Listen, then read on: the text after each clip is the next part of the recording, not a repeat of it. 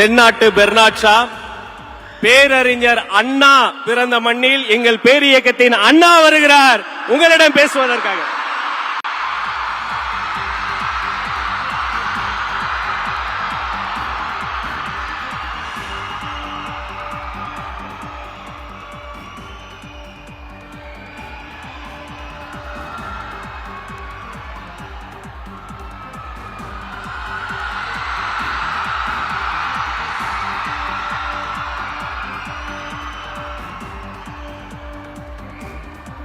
நாட்டுக்காக உழைப்பதற்கு அண்ணா பிறந்தார்.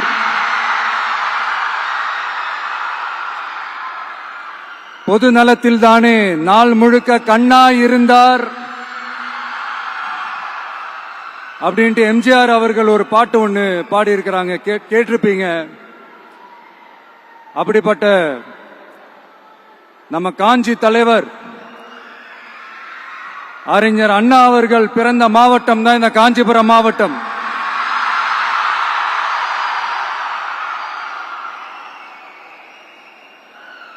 தன்னுடைய வழிகாட்டின்றதுனாலேயே தான் ஆரம்பிச்ச கட்சியினுடைய கொடியில அறிஞர் அண்ணா அவர்களை வச்சவர் எம்ஜிஆர்.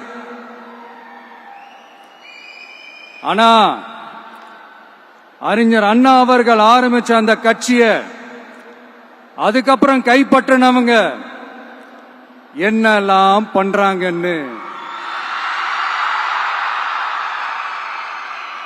நான் சொல்லிதான் உங்களுக்கு தெரியணுமா என்ன? மக்களே, உங்களுக்கு தான் அது நல்லா தெரியுமே.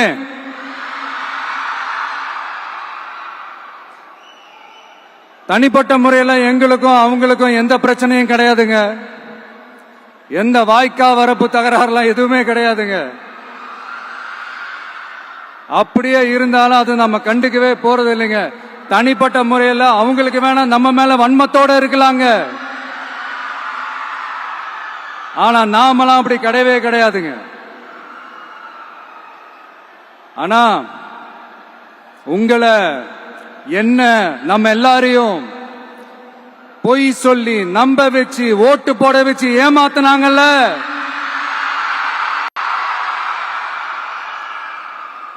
அப்படி ஏமாத்தி ஆட்சிக்கு வந்து நல்லது செய்யற மாதிரி நடிக்கிறாங்கல்ல, நாடகம் ஆடுறாங்கல்ல,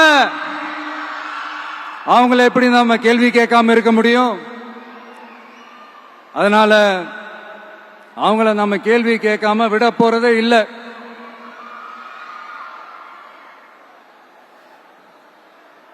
இதையே நான் காஞ்சிபுரம் மாவட்டத்தில் இருந்து நான் சொல்றேன்னா, தெரிஞ்சோ தெரியாமலோ இந்த மாவட்டத்துக்கும் நமக்கும் ஆட்டோமேட்டிக்காவே ஒரு கனெக்ஷன் ஒன்று ஏற்படுதுங்க.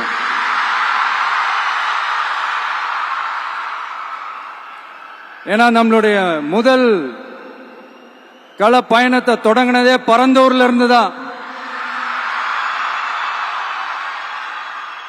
பரந்தூருக்கு போய் அந்த மண்ணில நின்று அந்த மக்களுக்காக கேள்வி கேட்டதும் இதே அண்ணா அவர்கள் பிறந்த காஞ்சிபுரம் மாவட்டம் தான். இன்னைக்கு ஒரு பெரிய மனவேதனைக்கு அப்புறம் இந்த மக்கள் சந்திப்பு நிகழ்ச்சிக்கு வந்திருக்கிறதும் அதே அண்ணா அவர்கள் பிறந்த காஞ்சிபுரம் மாவட்டம் தான்.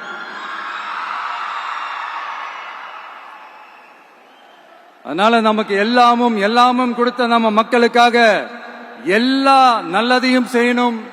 அதுவும் சட்டப்பூர்வமாக செய்யணும், அங்கீகாரத்தோட செய்யணும், அதிகாரப்பூர்வமாக செய்யணும், ஒட்டுமொத்த தமிழ்நாட்டு மக்களுக்கும் செய்யணும், ஒரே மாதிரி செய்யணும், ஒரே எண்ணத்தோட செய்யணும். அந்த ஒரே லட்சியத்தோட தான் நாம் அரசியலுக்கே வந்திருக்கிறோம். அதனாலதான் மக்களிடம் செல் அப்படின்னு சொன்ன அண்ணாவை கையில் எடுத்தோம். அவங்க சொன்ன மாதிரி மக்களை நோக்கி போறோம். ஆனா மக்களிடம் செல்னு சொன்ன அண்ணாவை மறந்தது யாரு?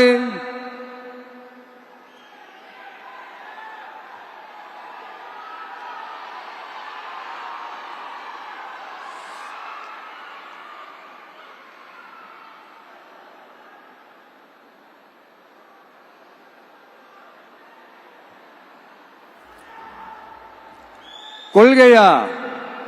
அதனப்பா கிலோ என்ன விலை என்னன்னு கேட்கிற அளவுக்கு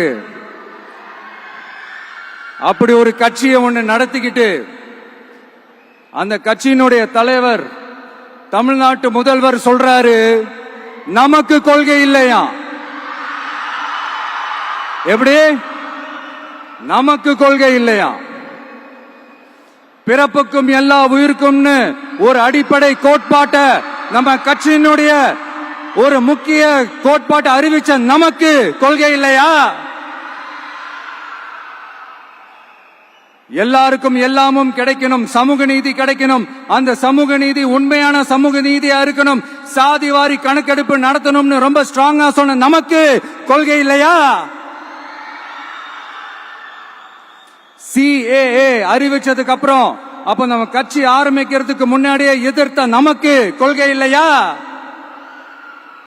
வகுப்பு சட்டத்தை எதிர்த்து உச்ச நீதிமன்றத்துக்கு முதல்ல போன நமக்கு கொள்கை இல்லையா?